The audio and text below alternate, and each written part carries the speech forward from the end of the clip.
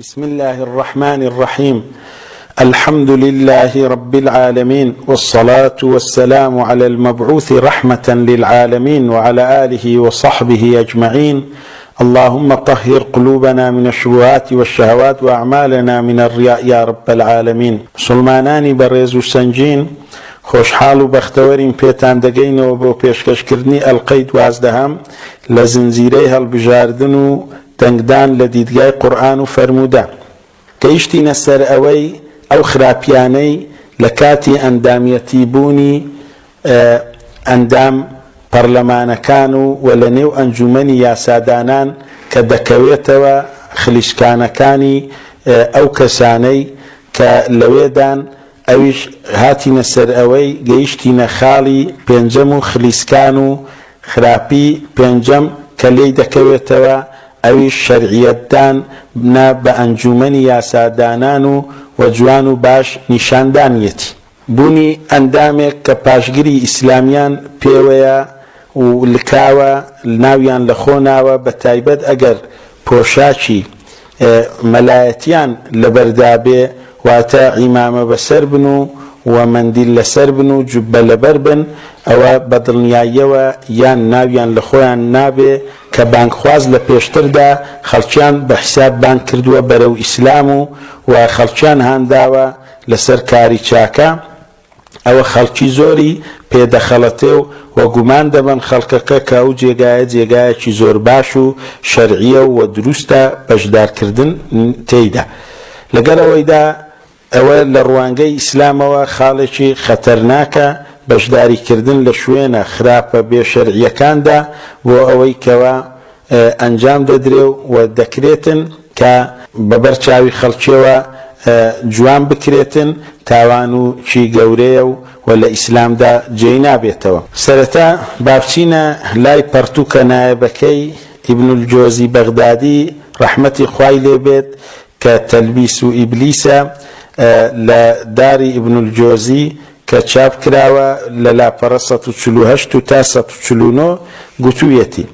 من تلبيس إبليس على الفقهاء مخالطتهم الأمراء والسلاطين ومداهنتهم. دەڵێ یەکێک لەو چاوبەستیانەی و شاردنەوانەی و جوانکاریانەی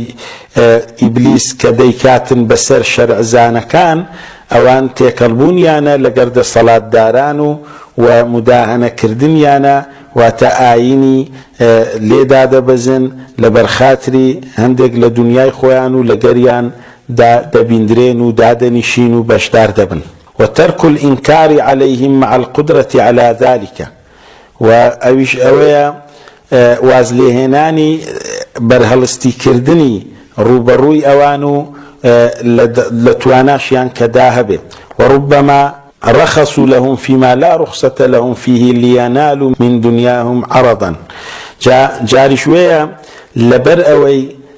مۆڵەتیان پێدەدەن هەتا شتێکی دنیایان لەلایەنەوە بەدەست بێنن، هەندێک ڕوخسەت و مۆڵەتدانیان بۆ دەکەنەوە کە ئەوەیان بۆ نییە لە شەریعەتی ئیسلام مەبەستی پێ و سەرکردەکان و دەسەڵاتدارەکان شەرعناسەکان ڕوخسەتیان دەدەنێ و کاریان بۆ ئاسان دەکەن و فتوای بەدڵیوان دەدەن. جاروەیە لاوە لە شەرعیش کە جێی نافتەوە لەوەی دنیایان لەکن بەدەست بێنن. فيقع بذلك الفساد لثلاثة أوجه. کەواتە لەبەر سێ ڕێگایانە خراپەی لێ دەکەوێتەوە و کار و ئیشانە. یەکەم: الأمير يقول لولا أني على صواب لأنكر علي الفقيه وكيف لا أكون مصيبا وهو يأكل من مالي. جا دەسەڵاتدارەکە یان تاغوتەکەیان بێدینەکە ئەوە مەبەستی پێ ئیبن الجۆزی سەردەمی خۆیان بووە دەسەڵاتدارەکانی کەوا مسلمان بووینە و حکمیان بە شەریعەتی ئیسلام کرا بە ستەم و گوناهیان هەبووە. جا نەک سەردەمانێکی سیستەمی عەلمانیەت و دیموکراسی و کە حکم بکەن بەجگە لە شەریعەتی ئیسلام و تاغوت بن. دەڵێ یەکەم خاڵ ئەو خراپەی لێ دەکەوێتەوە ئەمیر و دەسەڵاتدارەکە دەڵێ ئەگەر ئەمن لەسەر ڕاز نەبم و باش نەبم، ئەدی بۆچی ئەو شەرعزانە ئەو مەلایە بەرگریم لێ ناکە، ڕێگریم لێ ناکە، بەرهەڵستیم ناکە. بەڵێ من پێکاومە گەروانە بم، ئەدی کو ماڵ و سامانی من دەخوا. و لە پاشان خراپەی دووەم کە لێی دەکەوێتەوە: العامی يقول لا بأس بهذا الأمير ولا بماله ولا بأفعاله فإن فلانا الفقيه لا يبرح عنده كسا جماور خلق عامكش قشتيكا دلين ولا أو سركرده نابي عيب دار بي عيبها بي نابي سامان اشتكشي حرام بي وكارو كرده وكانشي خراب بي شكا اقروا بي ادي بوشي او قد ليدور ناكويتوا وهرد ديتري للايو هاتشو دكاتن كسا زانايكو ملايكو يان شرع زانك والسيم خرابك اللي دكويتوا بجوية ضل الفقيه فإنه يفسد دينه بذلك كابراي ملايكش دینی لەدەست دەچێ دینەکەی خۆی تێک دەدا خراپ دەکا بەو هۆیەوە کە دەچێ بەشدار دەبێ و دادەنیشێ لە لای ئەو دەسەڵاتدارە ستەمکارانە جا ئەدی ئەگەر دەسەڵاتدارەکە کافر بێ و دژایەتی خوا و پێغەمبەری بکە عەلەیهی سەڵات وەسەلام ئەوە تاوان و گوناه و خراپیەکەی یەکجار زیاترە و پێغەمبەری پێشەوە عەلەیهی سەڵات وەسەلام فەرموویەتی کە لە سونەنی ئەبوو داودی هاتووە بە ژمارە 2859 و 2806 و لە مسنەدی ئیمامی ئەحمەدیش هاتووە بە ژمارە 9683 کە فەرموویەتی من ئەتا ئەبواب السلطان افتتن وما ازداد أحد من السلطان قربا إلا ازداد من الله بعدا پنا بخوا ئەریەک بێتە دەرگای دەسەڵاتداران بەڵای بەسەردێ تاقی دەبێتەوە تاقی دەکرێتەوە ئەوەی کەوە نزیک بێتەوە لە دەسەڵاتداری بە دڵنیاییەوە پێغەمبەر فەرمووی عەلەیهی سەڵات وسەلام لە خوای دوور دەکەوێتەوە وەرن بە ئاگاداری خۆمان بین دینە جوانەکەی خۆمان نەفرۆشین ڕوو بکەینەوە خوای پەروەردیگار بۆچی لە خوای دوور بکەوینەوە بە نزیک بوونەوەمان لە کەسانێکی گوناهکاری بێشەرعیکاری کافری جاروێ مشریکی منافقی دووڕووی دش بەخوای بە پێغەمبەری عەلەیهی سەڵات وەسەلام دین لەدەست بدەین لە پاشان زانایان فەرموویانە لەبەرچیە لە خوای بە دوور دەکەوتەوە چونکە لأنه إن وافقه في مراده فقد خاطر بدينه وإن خالفه خاطر بروحه ترسناچیەکەی لە چییە بەڵای چی بەسەردێ ئەویژەوەیە کەوە ئەگەر بە گوێرەی ویست و مەبەستی دەسەڵاتدارەکەی کەسە شەرعزانەکە و یان مەلایەکە لەگەر وی تێکی کردەوە و قسەکەی بەدڵیوی کرد ئەوە بەدڵنیاییەوە دینەکەی خۆی خستیتە مەترسیداری و مەترسیدار دەبی دین و دینداریەکەی و پرسیاری دەکەوێتە سەر و لەسەری قەردار دەبێتەوە جا ئەگەر پێچەوانەی دەسەڵاتدارەکەش بکە ئەوە گیانی خۆی خستیتە مەترسی و خەتەریات بە دڵنیاییەوە لەو نزیکیەی کە پێچەوانەی وی دەکا ئەوە ئەو کاتەی لە بەروەیە کەواتە تووشی بەڵاو تاقیکردنەوە دەبێت ئەوەشیان کە لە عون المعبود شەرح سونەن ئەبی داود هاتووە و زانایان لەوێوە ئەوها ڕاوەی ئەو فەرمودەیان کردووە و ئەو قسەیان لێ کردیە بەڵێ ئەوانەی کە ئاوا و پاشگیری ئیسلامیان بە خۆیانەوە لکاندووە و یان مندیل بەسەری جوبە لە بەرند کە دەچنە ناو ئەو شوێن و جێگایانە یان پێشتر ناویان لە خۆ نابوو بانگەواز کار و یان بانگەواز کاریش بووینە جاروێ دوایێ لاڕێ بووینە ئەوە بەشداری ئەو بابەتە سیاسەتە سەردەمیانەیان کردیە ئەوە بە دڵنیاییەوە بەچوونیان لۆ و بەشداری کردنیان و پێداهەردانیان و هاتوچووکردنیان و دانیشتن لەگەریان دەبنە بۆیەی جوانکاری بۆ دەسەڵاتداران و دەستگاکانیان و دەبنە بەهاراتی تام و بۆن خۆشکردنی ڕواڵەتی کوفر و شرک و بێشەرعی و هاوبەشەکانیان نود و ڕوایەتیەکانیان و کارە خراپ و قێزەونەکانیان پەنا بەخوای پەروەردیگار پێغەمبەر دەفەرمووی عەلەیهی سەڵات وەسەلام کە لە مسنەدی ئەبی یەعلا بە ژمارە 1077 و ئیبن حیبانیش لە سەحیحەکەی بە سەنەدی ئەبی یەعلای هینایەتی بە ژمارە 4669 و پێشەوا هەیثەمی لە مەجموع الزەوائیددا لە جلدی 5 لاپەڕە 240 گوتوویەتی ئەو فەرمودەیە پیاوەکانی سەنەدەکەی پیاوی صحیحن واتە ڕیجاله ڕیجال الصحیح تەنها عبد الرحمن كري مسعود نبي أويشان بس ثقة ومتمانية كاتب فرمودك سندي صحيحة ورجيلة أو جار كبيغمبر فرمي ليأتين عليكم أمراء يقربون شرار الناس ويؤخرون الصلاة عن مواقيتها فمن أدرك ذلك منهم فلا يكونن عريفا ولا شرطيا ولا جابيا ولا خازنا فنأب أخوي رب العالمين پێغەمبەر بۆ سەردەمانێک وەی گوتیا کە دەسەڵاتدارانی مسلمانان کەستەمی دەکەن گوناهی دەکەن بۆ خۆیان پابەند نابن بە هەموو خاڵەکانی شەریعەتی ئیسلام بەڵام حکمی ئیسلام جێبەجێ دەکەن جەنگ و جیهاد لە پێناو خوای دەکەن ئەو نەوعە سەرکردانەیە پێغەمبەر فەرموویتە عەلەیهی سەڵاتو وەسەلام کاتێکدا دێ سەرکردانێکتان دەبن خراپەکان لە خۆیان نزیک دەکەنەوە لە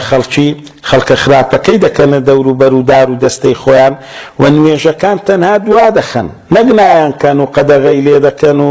لەگەڕیدانین و کافرن جا هەر یەک ئەو سەردەمەی بینی و پێگەیشت پێغەمبەر فەرمووی عەلەیهی سەڵاتو وەسەلام ئەو نەوە سەرکردانەی دیت جا لە دەسەڵاتی ئەو سەرکردەیەوە با نەبێتە عەریف بەو کەسانە دەگوترێ لە زمانی عەرەبیەوە کە کۆمەڵە کەسێکی لە بەردەست بێ و ئەو بەرپرسیان بێ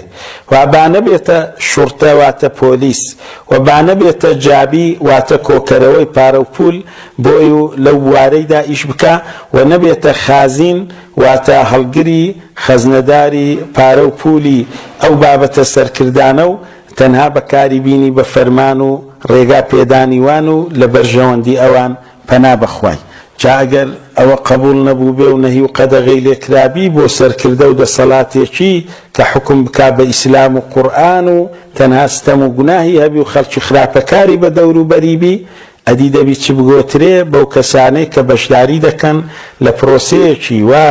بێشەرعی جگە لە ئیسلام لە عەلمانیەت و دیموکراسیەت کە سەری هەرداوە و هەرقوڕاوە و کەسەکانیش هەمویان بۆ خۆیان و دەوروبەریشیان لە کەسە زۆر خراپە گەندەڵکارە بێدینە بێشەرعیەکانی دژن بەخوا و بە پێغەمبەری و عەلەیهی سەڵاتو وەسەلام بە شەریعەتی ئیسلام و خاڵێکی تر لەو خراپی و خلیسکانەی لەناو پەرلەمان و ئەندامەتی ئەنجومەنی یاسادانان کە لێی دەکەوێتەوە ئەویش دۆستایەتی سەرخستن بۆ دەسەڵاتدارانی بێبڕوا و ڕێزلێگرتنیانی لێ دەکەوێتەوە لە ئیسلامدا وەلا و خۆشویستن و دۆستایەتی و نزیکبوونەوە بەڕا و ڕقلێبوونەوە و دوژمنایەتی و سەنجی مەحەکی بیر و بڕوان و بەدڵنیاییەوە موسڵمان لە دووڕوو کافران لێکجیا دەکاتەوە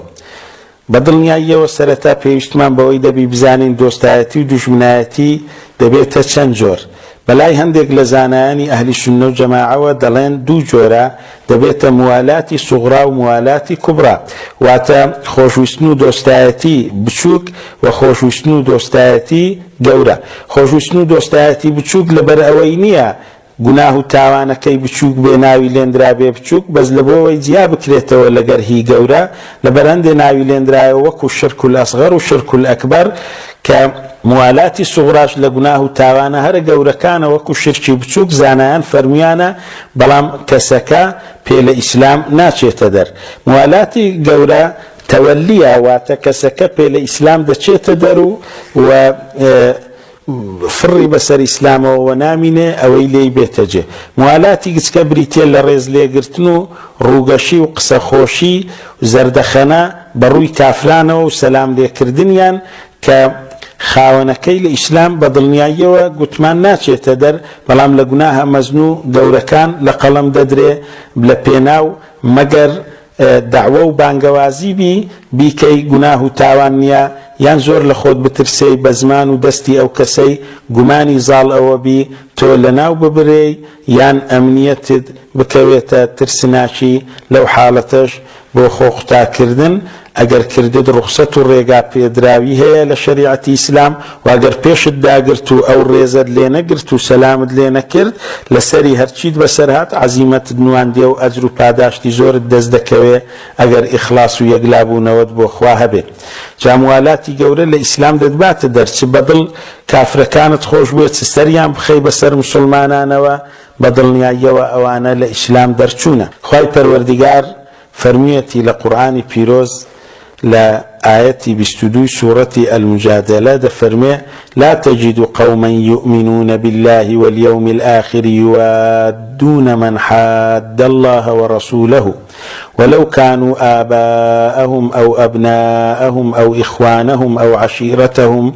أولئك كتب في قلوبهم الإيمان وأيدهم بروح منه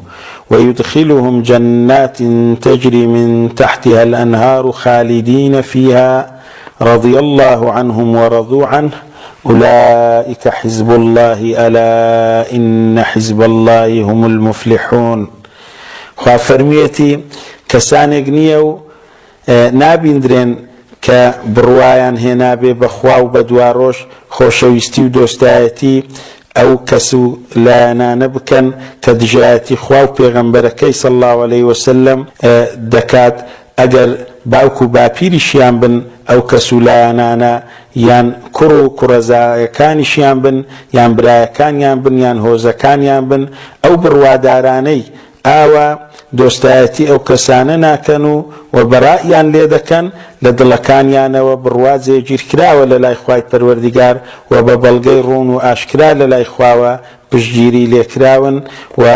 دەخرێنە ناو بەهەشتانێک کە لە ژێریانەوە ڕووبارەکان دەڕۆن، تیایاندا هەمیشەیی دەبن. خوا لێیان ڕازی بووە و ئەوانیش لە خوای پەروەردیگار ڕازی بووینە. ئەوانن کۆمەڵی خوا، ئاگادار بن بەڕاستی کۆمەڵی خوا ئەوانن سەرفراز. وەخوا لە ئایەتێکی تر جل شأنه فەرموویەتی پەنجاویەکی سوورەتی ئەلمائیدە ومن يتولهم منكم فإنه منهم. ئەوەی لە ئێوە ئەوانی خۆش بووێت و یان سەریان بخات و وەلایی بۆیان هەبێ بەڕاستی لەوانە، واتە وەک ئەوان کافر دەبێت. خوا فەرموویەتی لە سوورەتی ئەلمائیدە ئایەتی 81 ولو كانوا يؤمنون بالله والنبي وما أنزل إليه ما اتخذوهم أولياء. ئەگەر ئەوان بڕوایان هێنابا بە خوای و بە پێغەمبەری خوای صلی الله عليه وسلم بەوەی دایبەزیوە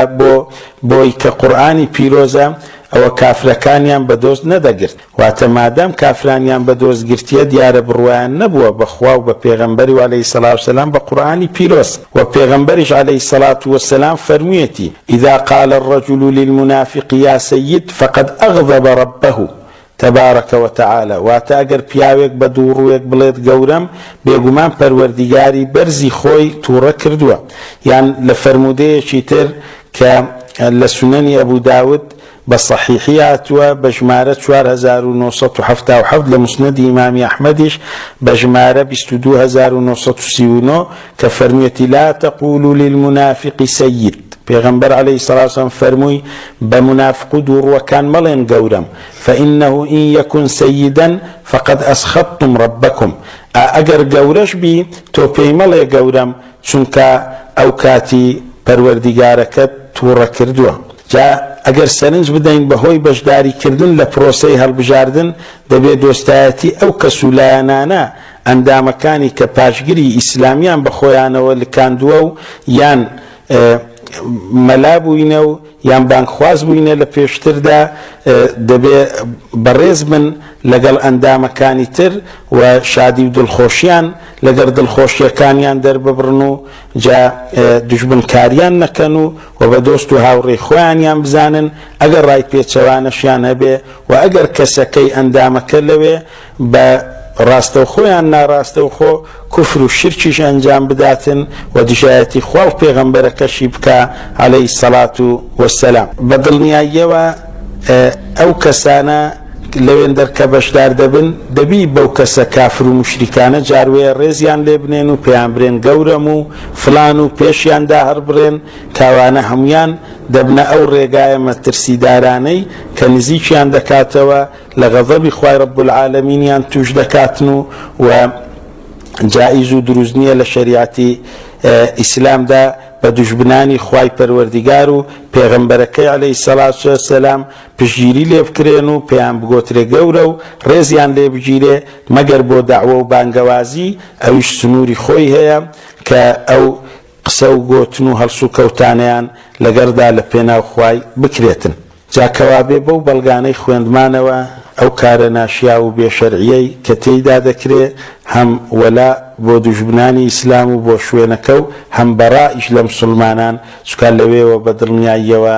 داوات لێ دەکرێت تۆ بەڕائەتیش بکەی لە مسلمانە پابەندە ڕاستەقینەکان، مادام پەرلەمان یان یاسای ئەلمانیەت یان دیموکراسی جاروەیە لێی ڕازی نییە، ئەگەر ئەو کەسە کەسی خوایش بێ پابەند بێ 100% بە قورئان و بە سونەش، دەبێت پشتی تێ بکەی بەڕائەتی لێ بکەی و هەتا پابەند بی بە یاسایە شرکی و کوفری و بێشەرعیەکانی پەرلەمان و ئەندامەکانیان و سیستەمی ئەلمانیەت و دیموکراسی. و خاڵی هەفتەم لە خلیسکان و خراپیەکانی بەشداریکردنی و ئەندامیەتی ئەندام پەرلەمانی لە ئەنجومەنی یاسادانان ئەویش بەشداریکردنە لە کۆڕ و ئەنجومەنێک کە گاڵتە و گەمە پەنا بەخوای رب العالەمین زۆر جار بەخوا و بە پێغەمبەر و عەلەیهی سەڵات وسەلام بە ڕێبازەکەیان تێیدا لە پەرلەمان دەکاتن و دەکرێت و ڕێز نان و بە گەورەدانانی دووڕوو کافرانی پێوە دەستەبەر دەبێت. ئامادەبوونی هەر کۆڕ و کۆبوونەوەیەک لە ئیسلامدا کە تیایدا بێڕێزی بەرامبەر بەخوا یان پێغەمبەری خوا عەلەیهی سەڵات وسەلام یان ئاینی ئیسلام بکرێت بەبێ بەرهەڵستیکردنی تەواوی شەرعی بەو ڕێگا و پلانەی کە لە فرمودەی پێغەمبەر وەرگیراوە عەلەیهی سەڵات وسەلام من رأى منكم منكرا فليغيره بيده فإن لم يستطع فبلسانه فإن لم يستطع فبقلبه وذلك أضعف الإيمان. ئەو جار یان دەرچوون و جێهێشتنیان و واز لێهێنانیان ئەگەر هیچت پێ لەگەریان نەکرا بە دڵنیاییەوە ترسناکە و جاروایە کەسەکەی کافر دەکات. هەروەکو خوای پەروەردیگار لە قورئانی پیرۆزدا لە سوورەتی النساء 140 فەرموویەتی وقد نزل عليكم في الكتاب أن إذا سمعتم آيات الله يكفر بها ويستهزأ بها فلا تقعدوا معهم حتى يخوضوا في حديث غيره إنكم إذا مثلهم إن الله جامع المنافقين والكافرين في جهنم جميعا. واتبع گومان خوا لە قورئاندا بەسەرتانەوە دای بەزاندووە ئەگەر بیستان لە کۆڕ و دانیشتنێک کوفری بە ئاەتەکانی خوا و گەمەیان پێدەکرێت دامەنیشن لەگەڵیان تاوەکو نەچنە ناو قسە و باسێکی تر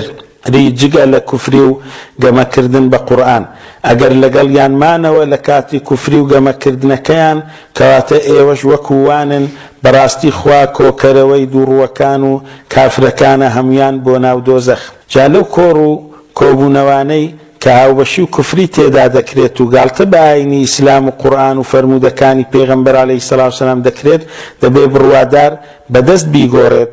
ئەگەر بۆی نەکرا بە زمان بیگۆڕێت، ئەگەر بۆی نەکرا بە تووڕەیی هەڵسێ و بڕوات و پشتیان تێبکات و کۆڕ و کۆبوونەوە شوێنەکە بەجێ بێلێت. ئەگەر وانەکات و گوێیان بۆ بگرێت وەکووان کافر دەبێت. دیارە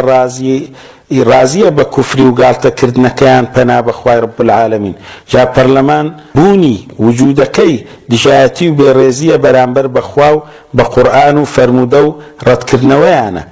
کار و باسەکانی لە ناویدا باز دەکرێت زۆر جار کوفری و گاڵتەکردنە ئەویش سەرەڕای ئەوەی بوون و وجودەکەی خۆشی کە بێ شەرعی و پێچەوانەی ئیسلامە بە ئاینی ئیسلام. جا ئەندام پەرلەمان بە سنوورداری لە چوارچێوەی یاسا و پەرلەمان دەبێ شەرمنانە دەستی بەرز کاتەوە ئەگەر ڕێگای پێدرا لە ماوەیەکی کەم و کورتی دیاری کرا و ڕەخنە و قسەکانی بکات و لە کۆتاییەکەشی هەر هاوڕێ و دۆستی ئەندامەکانی کوفریکار بن کە کوفرەکەیان کردووە و دژایەتی خوا و پێغەمبەری دەکەن عەلەیهی سەڵات وەسەلام.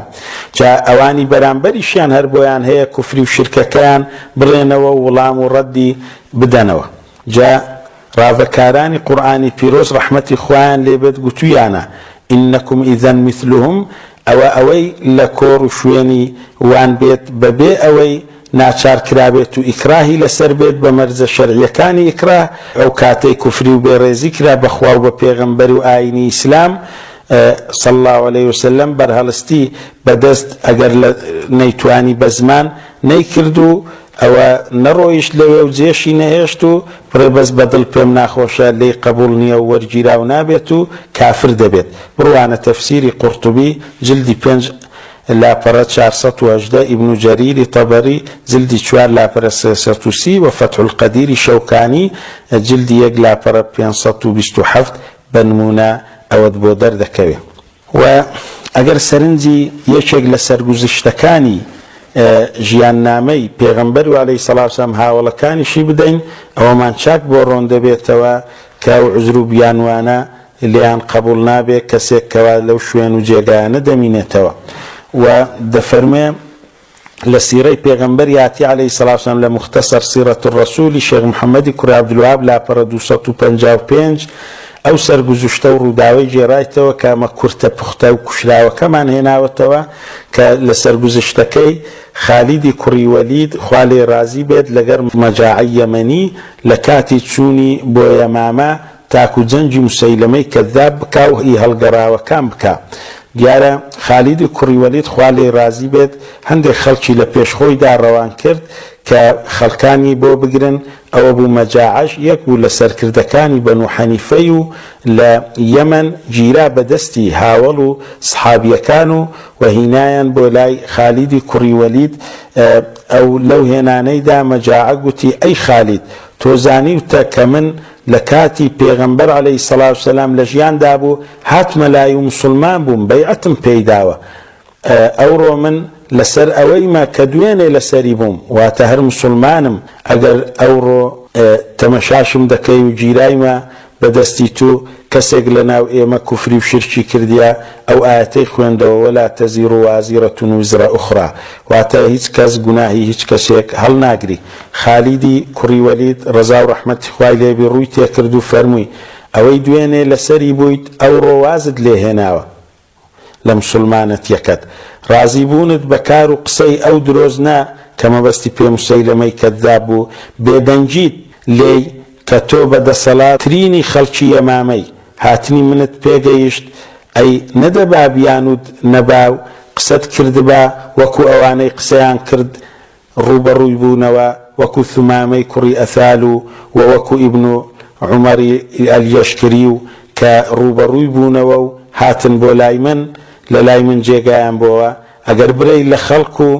گەلەکەم دەترسام لێم هەربستنەوە ئەی مەجاعە خالیت پێیگوت دەبا نوێنەرێکت ڕەوان کرد با بۆم تا پاڵپشتیم بۆ بنارد بای. واتە خالید لێی تووڕە بوو قسەکەی لێ رازی نەبوو کە مایتەوە لە سەردەمی موسەیلەمەی کەذاب مەجاعە و دەڵێ ئەمن هەر وەکو دوێنێ بە مسلمانیش مایمەوە و هیچ ئینکار و بەرگریەکی نەکردیە لە قسەکانی موسەیلەمەی کەذاب. دەردەکەوێت کە خالیدی کوڕی وەلید بە بیانوەکانی مەجاعی رازی نەبووە، بە بیان و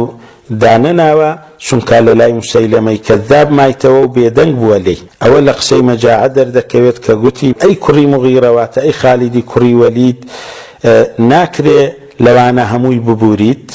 خالیدی کوڕی وەلیدیش فەرمووی رضی الله عنه قد عفوت عن دمك ولكن في نفسي حرج من تركك. لە خوێنت خۆش بووم واتە نەم کوشتی بەڵام لە دڵم شتێک هەیە لە واسهێنانم کە نەم کوشتی، واتە مرتاح نیمە بە نەکوشتنت، یعنی دیارە پێی خۆش بۆ بیکوشت بە چونکە مایتەوە لە لای موسەیلەمەی کەذاب کە بەرگری نەکردیە و بەرهەڵستی نەکردیە کە موسەیلەمە دەیگوت نەعوذ بالله من پێغەمبەرم. جا لێ بقانەدا لەبەروەی کاتمان بەدەستەوە نما دەینە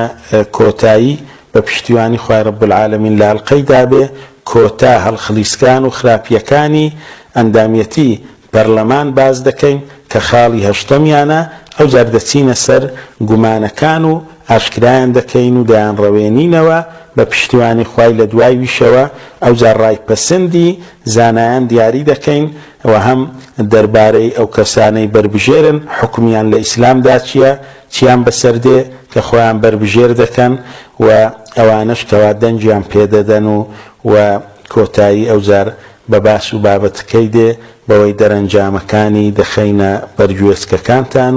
و ئامۆژگاری دڵسۆزانش بۆ ئەندام پەرلەمانەکانەوانی خۆیان بربژێر کردێ بۆ ئەندام پەرلەمانیەتی و وەلایەنەکان و بۆ تێکڕای خەڵکیش. صلى الله وسلم على نبينا محمد وعلى آله وصحبه أجمعين.